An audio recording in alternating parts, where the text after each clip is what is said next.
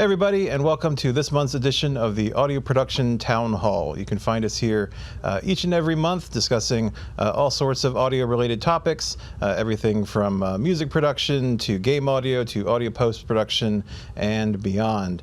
So I'm Eric Berzins. I'm the course director of Project and Portfolio 5, and today I'm joined by recording arts graduate Tony Porter, who's a freelance game audio designer and developer, a senior sound designer. I think I messed up your title, Tony.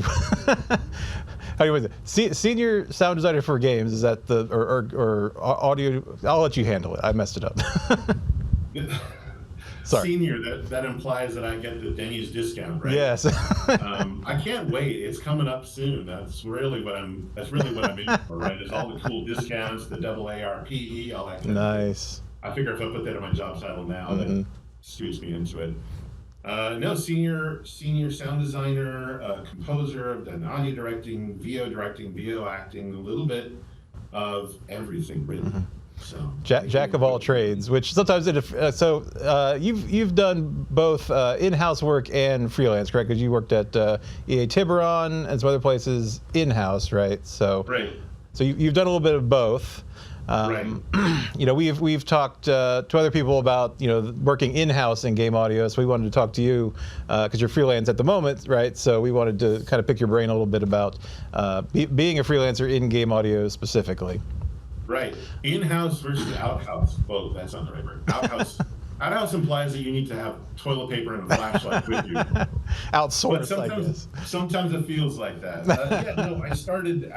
I started contracting while I was finishing up my my education at Folsom. Started picking up some light contract work here and there, and realized I wanted to move into game audio. And from there, I joined at the time they had a game audio internship. I don't know if they have that still now, after I graduated from RA. And did that for about 6 months. And then the school hired me. The school hired me to work in the game development program, to teach game programming students basically game audio, plus work on student final projects. All the meanwhile, I was still doing freelance contracting, just smaller things, independent things, a screensaver of all things. And from there, I got employed by a studio that was in town, that's no longer in town, called N-Space. And I worked there for about 8 years, I guess. Still did some contracting work kind of on the side. And then from there, pretty much just started going into straight up full-time freelance, I guess is where, if that's the right way of putting it. Freelance is kind of a floaty word because, again, I was full-time employed, still did contracts on the side. I was, moonlighting.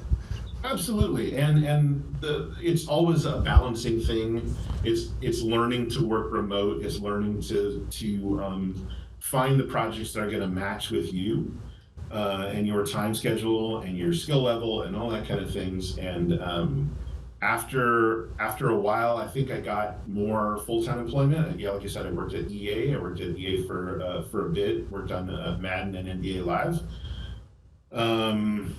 That didn't quite suit what I wanted to do. Like, grateful for the job, great people there, but it wasn't something that I kind of wanted to stay with long term. So the freelance was always there. Freelance really kind of picked up, certainly in the years of COVID, where everyone was making a game and there was a lot of funding for games. Contracts kind of picked up, and then I joined a startup company a few years ago.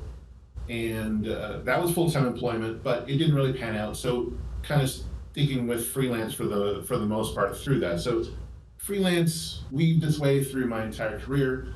It's where I feel kind of the most comfortable. If a in-house position pops up that makes sense, I'm open to it. And that's probably the biggest thing I could say about your contract is, your career is to stay open to it, stay open. So freelance can be a cool side thing.